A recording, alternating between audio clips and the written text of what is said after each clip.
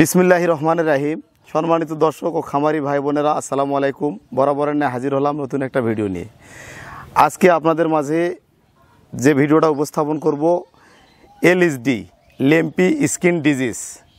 অনেকেই ফোন করে বলেন যে তুহিন ভাই শুধু গরুর ভিডিও, গরুর প্রতিবেদন দিচ্ছেন, পাশাপাশি আমাদেরকে বিভিন্ন চিকিৎসা রোগ বিষয়ে তথ্য দেন যাতে করে আমরা উপকার পেতে পারি। তো দর্শক, তারই ধারাবাহিকতায় আজকে যে রোগটার নিয়ে আলোচনা করতেছি এবং ট্রিটমেন্ট সরাসরি আপনাদেরকে দেখাবো, এটা হচ্ছে লেম্পি স্কিন ডিজিজ। তো সংক্ষেপে বলা হয় এলএসডি। এই রোগটা খুবই ভয়াবহ একটা রোগ, মারাত্মক আকার ধারণ করে এবং এতে করে গরুর স্কিনের অনেক বড় ধরনের সমস্যা হয়ে যায়।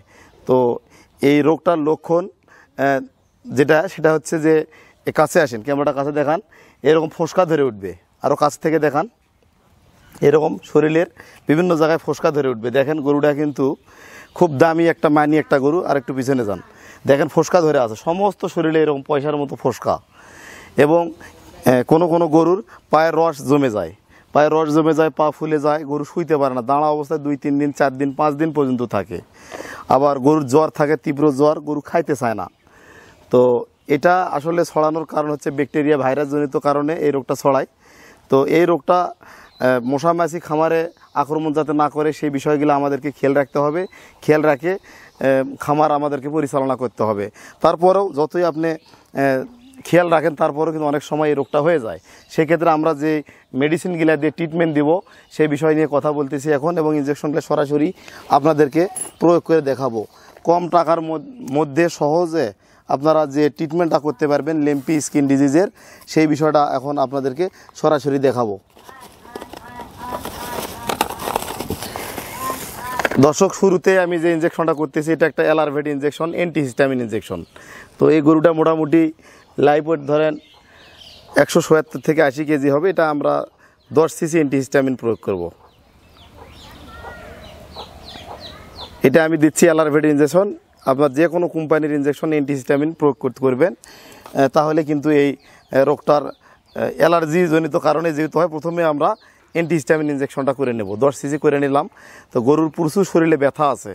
তো অ্যান্টিহিস্টামিন ইনজেকশন করার পর আমরা যে ইনজেকশনটা করব এটা হচ্ছে ব্যথানাশক। তো গরু যদি ব্যথা থাকে, গরু কিন্তু খাবার খাবে না বা স্বাভাবিক সুস্থতা আসবে না। যার কারণে আমরা এখানে যে ইনজেকশনটা দিব থারভেট একটা ইনজেকশন। এটা হচ্ছে রফিক মেডিসিন কোম্পানির একটা বাইরের ইম্পোর্ট করা ইনজেকশন।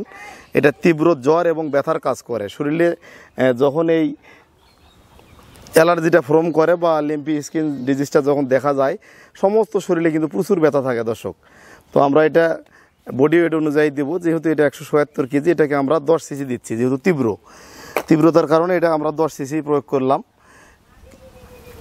দর্শক দেখতে পাচ্ছেন, এটা আমরা দিচ্ছি অ্যালারভেট ইনজেকশন। তো অ্যালারভেট ইনজেকশন দেওয়ার পরে আমরা যেটা করব সেটা হচ্ছে, আমরা এর আগে যে ডোজটা দিয়েছি,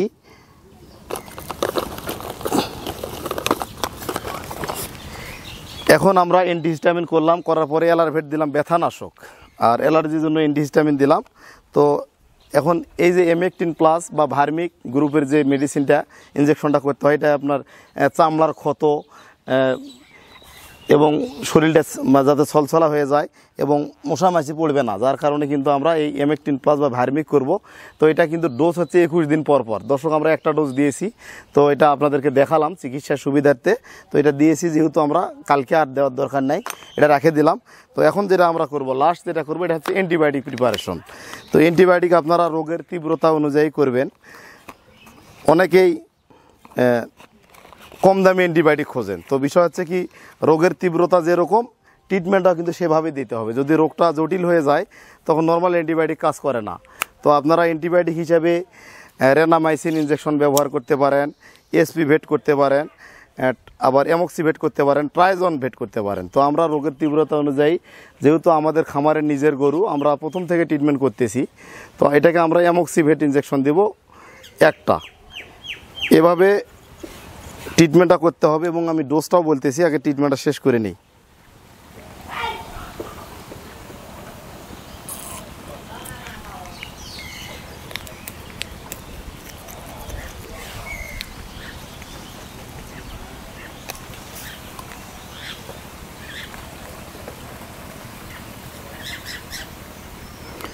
দর্শক, এটা হচ্ছে পপুলার কোম্পানির অ্যামোক্সাসিলিন সোডিয়াম 5-অক্স ভেট ডিএস ইঞ্জেকশনটা। এটা খুবই ভালো একটা মেডিসিন। এই পাশে আসেন।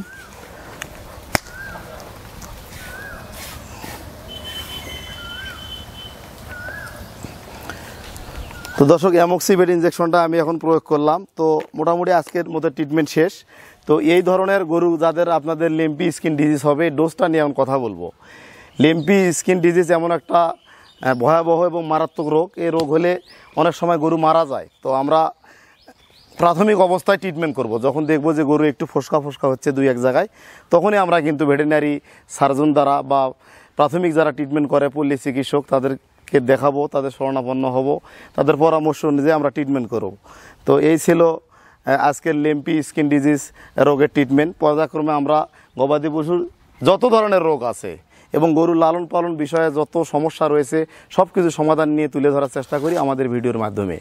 তো দর্শক, আমাদের 2টা চ্যানেল, তুহিন ডেয়ারি ফার্ম এবং স্বদেশ কৃষিচিত্র। তো তুহিন ডেয়ারি ফার্মটা আমাদের স্বদেশ কৃষিচিত্র নামে পরিচিত এবং আমাদের খামার বাড়ি ইউটিউব চ্যানেল রয়েছে। তো আপনারা এই চ্যানেলে সাবস্ক্রাইব করে রাখবেন এবং ভিডিওগুলো লাইক দিয়ে শেয়ার করে দিবেন, যাতে করে এই ধরনের নিত্য নতুন ভিডিও আপনারা পান।